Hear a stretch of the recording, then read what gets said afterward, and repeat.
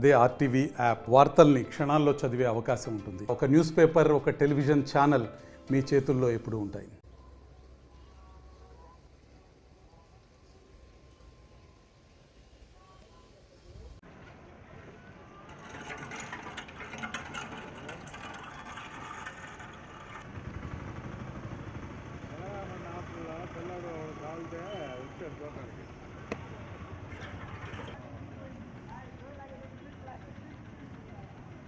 ఇక్కడ నిన్న ఒక విద్యార్థి ప్రమాదవశాత్తు బర్న్స్ అయినందున హాస్పిటల్లో రాత్రి మా స్టాఫ్ అడ్మిట్ చేశారు. 10% బర్ను, ప్రమాదం లేదు. వాళ్ళు అక్కడ ఉన్నటువంటి వేస్ట్తో చలిమంట వేసుకున్నారు, తట్టుకొని మంటలో పడారని చెప్తున్నారు. ఏదైనా కానీ ఇలాంటి సంఘటనలు జరగకుండా తీసుకొని హాస్పిటల్ సిబ్బంది మీద కూడా నేను చర్యలు తీసుకుంటా ఉన్నాను. ఇక్కడ వెంటనే స్పందించి వైద్య సేవలు అందిస్తున్నారు. అదేవిధంగా ఇంకొక అబ్బాయి గిద్దలూరు నుంచి కూడా ఇక్కడే ట్రీట్మెంట్ తీసుకుంటా ఉన్నాడు.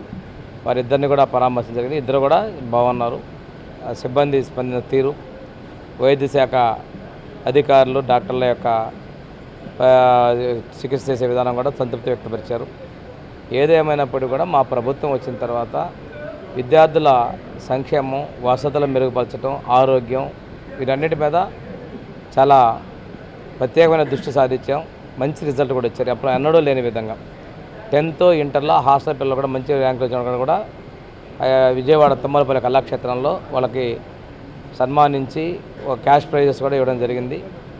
ఈ సంవత్సరం కూడా ఎప్పటి నుంచే ట్యూటర్స్ని పెట్టి 100% రిజల్ట్ బాగా చదివే పిల్లలు కార్పొరేట్ ధీటుగా వచ్చేదాకా చర్యలు తీసుకుంటున్నాం. ఇలాంటి చిన్న చిన్న సంఘటనలు కూడా నిత్యం పర్యవేక్షణ జరుగుతున్నాం.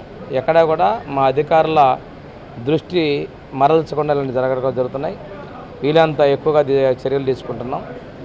ఇలాంటి సంఘటనలు పునరావృతం కదా చర్యలు తీసుకుంటాం. మరిన్ని వీడియోస్ కోసం ఛానల్ ని సబ్స్క్రైబ్ చేయండి. లేటెస్ట్ అప్డేట్స్ కోసం వాట్సాప్ ఛానల్ ని ఫాలో అవ్వండి. ఆ లింక్ డిస్క్రిప్షన్ లో ఉంది.